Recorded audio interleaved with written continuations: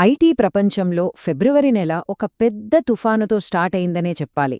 ఒకే ఒక్క ప్రకటనతో $100 బిలియన్ గాలిలో కలిసిపోయాయి. అసలా రోజు ఏం జరిగింది? ఐటీ ఇండస్ట్రీ భవిష్యత్తునే మార్చేగల ఆ సంఘటన వెనుక ఉన్న కథేంటో ఇప్పుడు వివరంగా చూద్దాం. సరే, ముందుగా ఒక నంబర్తో మొదలుపెడదాం. $285 బిలియన్. ఏంటి ఈ నంబరంటారా? ఫిబ్రవరి 6వ తారీఖున, అంటే కేవలం ఒక్క రోజులో ఐటీ మార్కెట్ నుంచి ఆవిరైపోయిన డబ్బు ఇది. ఇది ఏదో నెమ్మదిగా జరిగిన నష్టం కాదండి. అచ్చం భూకంపం వచ్చినట్టు కొన్ని గంటల్లోనే మార్కెట్ను కుదిపేసింది. ఇంత పెద్ద ఎత్తున డబ్బు మాయమయ్యేసరికి ఇన్వెస్టర్లకు అసలు ఏం జరుగుతుందో కూడా అర్థం కాలేదు. మరి ఇంత భారీ నష్టానికి అసలు కారణం ఏంటి? ఇది ఏదో మామూలుగా మార్కెట్ పడిపోవడం వల్ల జరగలేదు. దీని వెనక టెక్ దిగ్గజాల మధ్య ఒక పెద్ద యుద్ధమే మొదలైంది. అప్పుడు పరిస్థితి ఎంత సీరియస్గా ఉందంటే, ఒక టాప్ టెక్ సీఈఓ అన్న మాట ఇది.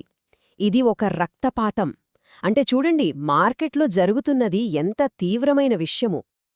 ఈ మొత్తం గందరగోళానికి కారణం ఒక కొత్త ఆర్టిఫిషియల్ ఇంటెలిజెన్స్. దాని పేరు క్లాడ్. ఒక పెద్ద ఇన్వెస్ట్మెంట్ కంపెనీ ఈ ఏఐ మీద నమ్మకం పెట్టడమే ఈ తుఫానుకు అస్సలు కారణం. ఈ క్లాడును తయారుచేసిన కంపెనీ పేరే ఆంథ్రోపిక్. అప్పటిదాకా పెద్దగా ఎవరికీ తెలియని ఈ కంపెనీ గోల్డ్మ్యాన్ సాక్స్ లాంటి ఒక పెద్ద ఇన్వెస్ట్మెంట్ సంస్థ చేసిన ఒక్క ప్రకటనతో రాత్రికి రాత్రే ప్రపంచం దృష్టిని ఆకర్షించింది. అసలు గోల్డ్మ్యాన్ సాక్స్ ఏముందో తెలుసా?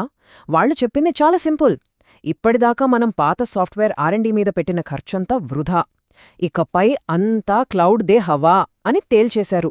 అంతే. ఆ ఒక్క స్టేట్మెంట్తో మన ఇన్ఫోసిస్, విప్రో లాంటి పెద్ద పెద్ద కంపెనీల షేర్లు కూడా టక్కున 5% పడిపోయాయంటే చూసుకోండి. అయితే కథ ఇక్కడితో ఆగిపోలేదు.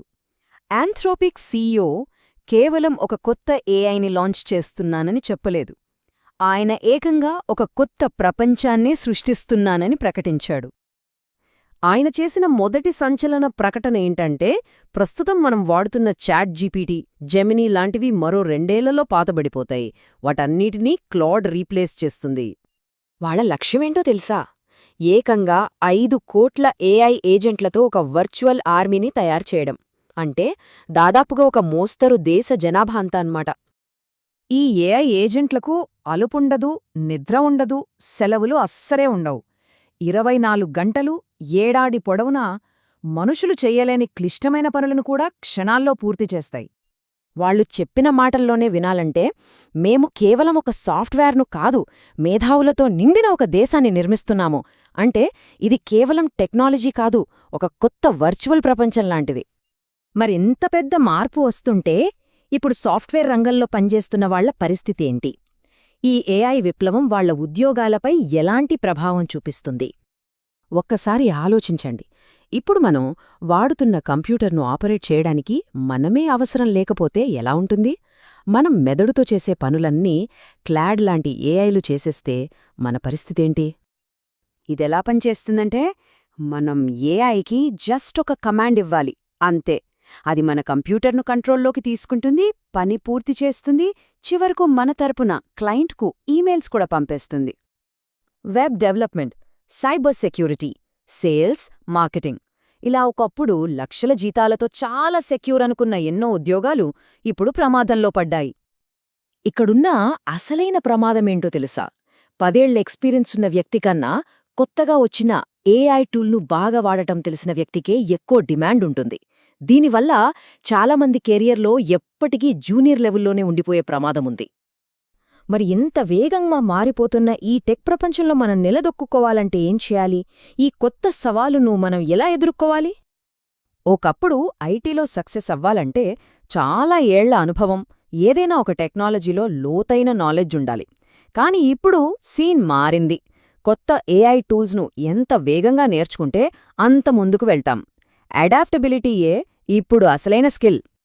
దీనికి మనం భయపడాల్సిన పని లేదు, కాని ఖచ్చితంగా మారాల్సిన సమయం వచ్చింది. టెక్నాలజీతో పాటు మన స్కిల్స్ను కూడా అప్డేట్ చేసుకుంటూ ఉండాలి. లేకపోతే వెనుకబడిపోవడం ఖాయం. ప్రతి సాఫ్ట్వేర్ ఇంజనీర్ ముందు ఇప్పుడున్న అతిపెద్ద సవాలు ఇదే. ముగింపుగా ఒక్కటే ప్రశ్న. మన కెరియర్ను మనం భవిష్యత్తు కోసం నిర్మించుకుంటున్నామా లేక గడిచిపోయిన పాత టెక్నాలజీల కోసమా? ఈ కొత్త విప్లవానికి మన సిద్ధంగా ఉన్నామా లేదా? ఒక్కసారి ఆలోచించుకోవాలి.